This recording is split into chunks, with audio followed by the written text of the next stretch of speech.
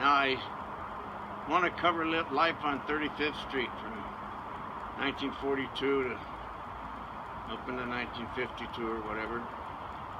And I did a video already, and it was 12 minutes long, and I'm having trouble with my phone, and it all messed up, and I had to drop it.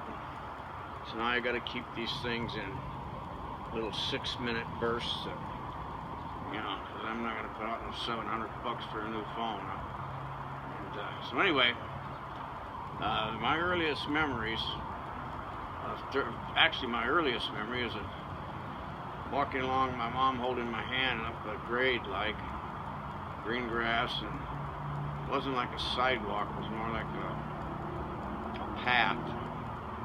And but I don't think that was San Diego. I think that might have been Arkansas.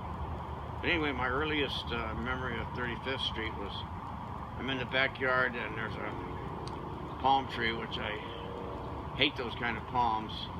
When we get to the late 50s, late 40s, early 50s, I'll tell you why I hate that palm. Anyway, my brother and his friend is coming out the back door, and they're looking down on me. I remember his friend saying, "Well, how come that little kid don't have no hair?" And so I've always thought that I was bald till I was 2 or 3 years old, but I thought I was a little short-haired towhead.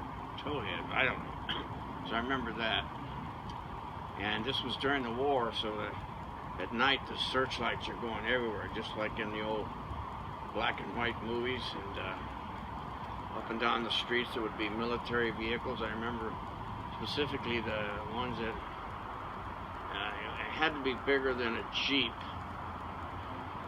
I think, because there's a place in the back where a guy could stand with an ACAC gun mounted on, so they're driving down the street with this big ACAC gun connected like this, and they can bring it up and swing it around and shoot at airplanes or whatever. And so a lot of military vehicles up and down the streets, searchlights every night. And I remember my dad was an air raid warden. They had that white African safari type hat with a red diamond in the front. And they were a block away in a church tower.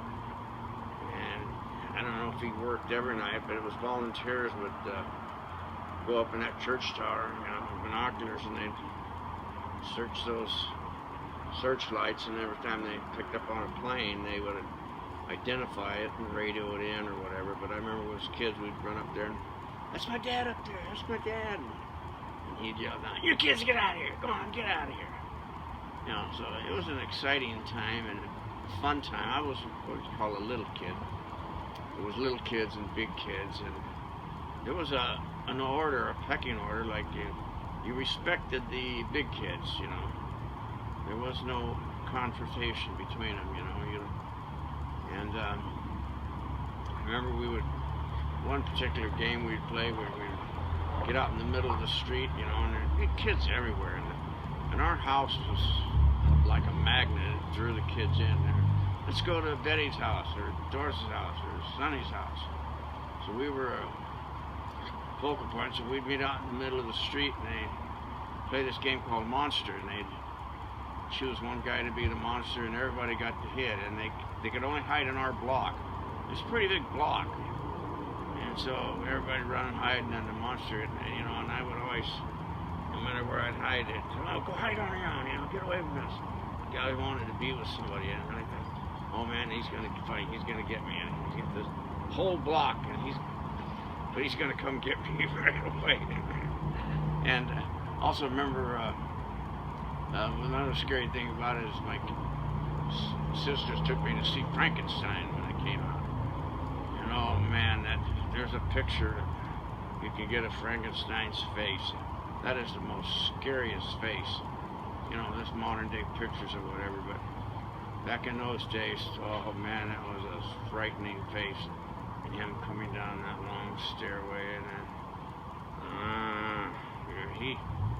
Frankenstein just terrorized my dreams all the way up into the high school years. I had encounters with him in 11th or 12th grade even.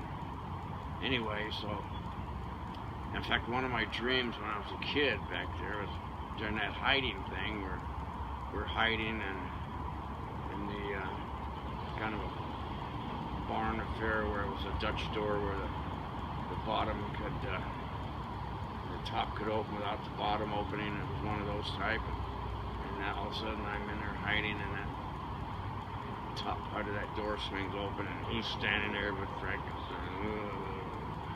Another memory is quarantine.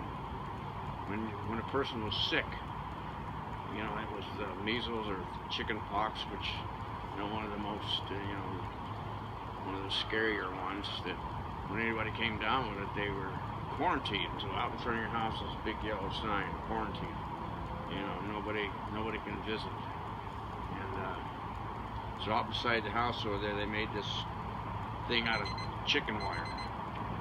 So I remember as a kid being in there, like, being holding the wire and watching all the other kids play, and while I'm out there in this little chicken wire thing. And I'll have to cut it short here now, and we'll pick up next time.